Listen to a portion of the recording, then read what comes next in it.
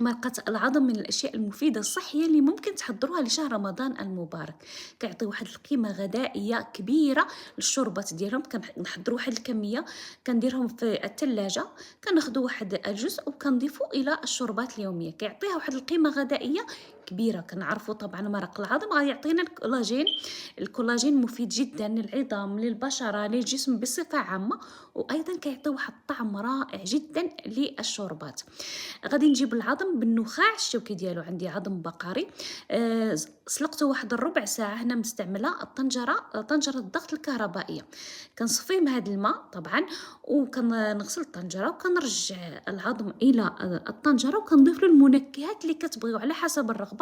أنا عندي جزر، عندي بصل، عندي ثوم، كزبرة الجافة، عندي القرفة، ورقة سيدنا موسى، وعندي أيضا الزنجبيل والكركم.